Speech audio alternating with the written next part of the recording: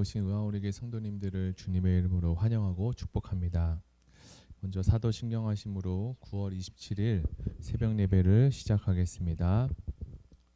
전능하사 천지를 만드신 하나님 아버지를 내가 믿사오며 그 외아들 우리 주 예수 그리스도를 믿사오니 이는 성령으로 잉태하사 동정녀 마리아에게 나시고 본디어 빌라도에게 고난을 받으사 십자가에 못 박혀 죽으시고 장사한 지 사흘 만에 죽은 자 가운데서 다시 살아나시며 하늘에 오르사 전능하신 하나님 우편에 앉아 계시다가 저리로서 산자 죽은 자를 심판하러 오시리라. 성령을 믿사오며 거룩한 공예와 성도가 서로 교통하는 것과 죄를 사하여 주시는 것과 몸이 다시 사는 것과 영원히 사는 것을 믿사옵나이다. 아멘. 네, 오늘은 출애굽기 21장 12절에서 36절의 말씀을 가지고 공동체의 보호하심이라는 제목으로 하나님 말씀을 나누겠습니다. 제가 먼저 성경 봉독해 드리겠습니다.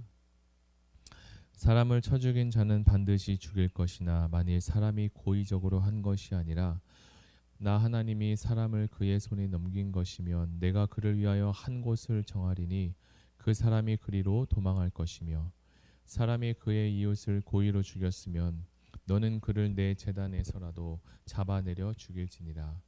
자기 아버지나 어머니를 치는 자는 반드시 죽일지니라. 사람을 납치한 자가 그 사람을 팔았거든 자기 수하에 두었든지 그를 반드시 죽일지니라. 자기 아버지나 어머니를 저주하는 자는 반드시 죽일지니라. 사람이 서로 싸우다가 하나가 돌이나 주먹으로 그의 상대방을 쳤으나 그가 죽지 않고 자리에 누웠다가 지팡이를 짚고 일어나 걸으면 그를 친 자가 형벌은 면하되 그간의 손해를 배상하고 그가 완치되게 할 것이라. 사람이 매로 그 남종이나 여종을 쳐서 당장에 죽으면 반드시 형벌을 받으려니와 그가 하루나 이틀을 연명하면 형벌을 면하리니 그는 상전의 제3이라. 사람이 서로 싸우다가 임신한 여자를 쳐서 낙태하게 하였으나 다른 애가 없으면 그 남편의 청구대로 반드시 벌금을 내되 재판장의 판결을 따라 낼 것이니라.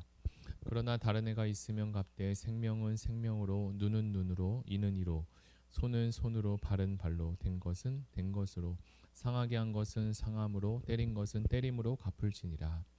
사람이 그 남종의 한 눈이나 여종의 한 눈을 쳐서 상하게 하면 그 눈에 대한 보상을 그를 놓아줄 것이며 그 남종이나 여종의 이를 쳐서 빠뜨리면 그 이에 대한 보상으로 그를 놓아줄지니라.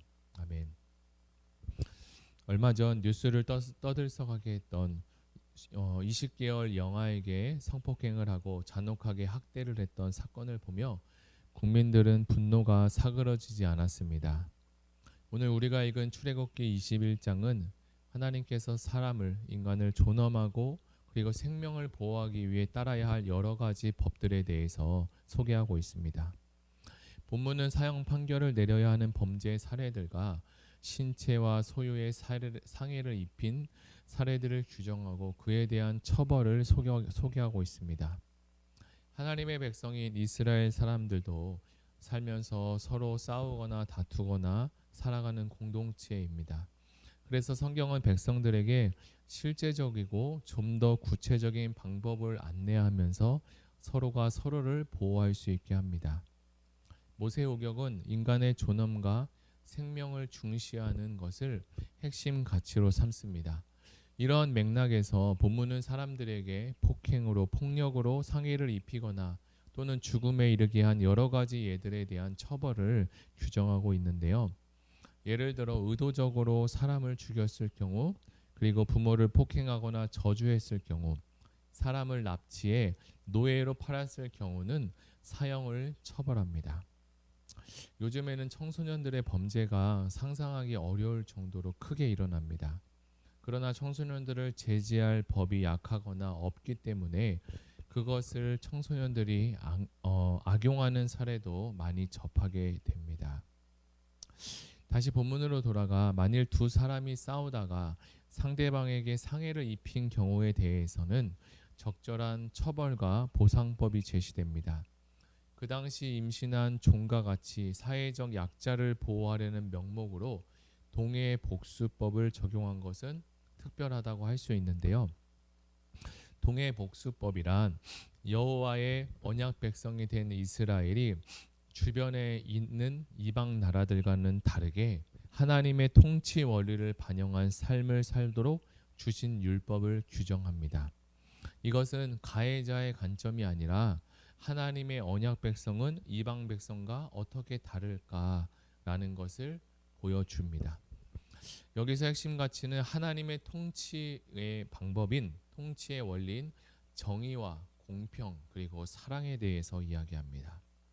다시 말하면 동해복수법은 피해자가 가해자에게 갚을 수 있는데 자기가 피해당한 이상으로 갚으면 안 된다는 복수에 있어서 제한하는 법을 이야기합니다. 그 당시에 이런 일이 있었던 거죠. 당시 힘 있는 사람들이 자신이 피해를 보게 되었을 때 당한 것 그 이상으로 갚았던 것에 대하여 이스라엘 백성들은 그렇게 살면 안 된다라고 제한을 두신 것입니다. 이방 나라와는 다르게 하나님의 정의와 공의를 실현하며 살아가라는 말씀입니다. 자, 그러면 먼저 12절에서 17절의 말씀인 살인과 부모 폭행 그리고 유괴라는 이 사형에 해당되는 세 가지 범죄를 말하고 있는데요. 살인에 관한 법률은 가해자의 계획과 의도가 확고히 증명되었음을 뜻하고 있죠. 그리고 살인자 처형은 오직 두 사람의 증언에 의해서만 가능하다고 규정하고 있습니다. 이것은 위증의 위험을 줄이고 혹시나 잘못을 저지르지 않은 사람을 처형하는 것을 최대한적으로 막아보기 위함입니다. 고의성 없이 실수로 사람을 죽인 경우에는 살인죄가 적용되지 않습니다.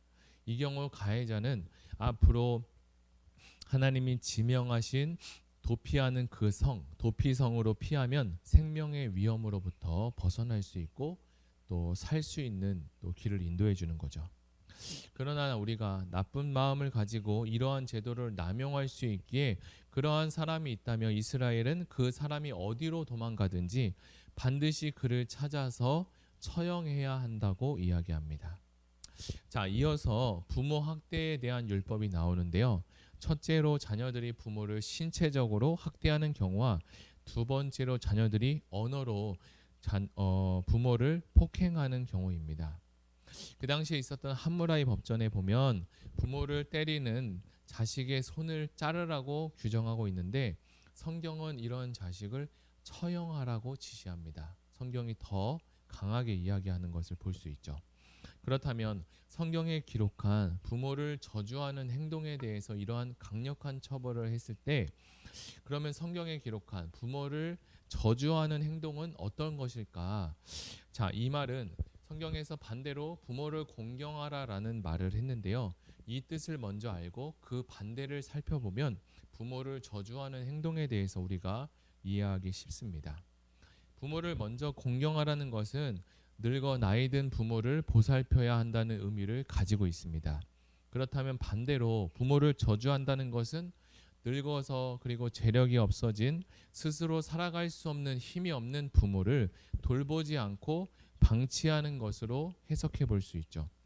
물론 문자 그대로 부모에게 해야 할 의도로 행동하는 행위나 그리고 하지 못할 언어로 폭력하는 것은 이것도 부모를 저주하는 행위에 포함될 수 있죠. 자, 그리고 마지막으로 유괴에 대한 법이 나오는데요. 이익을 노리고 다른 사람의 인권을 유린하는 행위를 견제하기 위함입니다.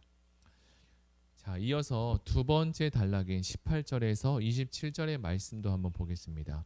18절에서 27절은 다툼으로 인해서 신체 그리고 소유에 대해서 상해를 입혀 피해가 발생한 사례들에 대해서 처벌하는 것을 열거합니다.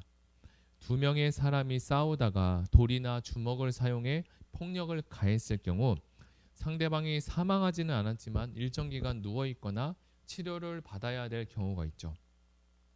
그래서 만일 신체적 상해를 입은 자가 보행이 가능해진다면 그를 친 자는 형법의 처벌은 면할 수 있지만 완치될 때까지 금전적으로 보상을 해 주어야 한다고 하죠. 이렇게 많은 예들이 있는데 쉽게 오해하는 것과는 달리 동해복수법에서는 처벌과 보상의 수위가 실제 상해나 피해를 초과할 수 없다라는 의미가 깔려 있는 것을 볼 수 있습니다. 만일 생명을 잃게 되었을 경우에는 생명으로 갚아야 하고 눈과 이와 손과 발을 다치게 했다면 거기에 적절하게 처벌하되 그 이상으로 처벌해서는 되지 않는다라고 이야기하죠. 또한 상해를 입힌 방식보다 더 잔혹하게 고통스럽게 보복해서도 안 될 것입니다. 이렇게 율법은 사람의 자유와 생명을 보장하는 데 초점을 두고 있습니다. 고대 사회에서 현대와 같은 사회적 안전을 기대하기는 물론 어렵죠. 하지만 적어도 법에 대한 정의를 지키려고 했습니다.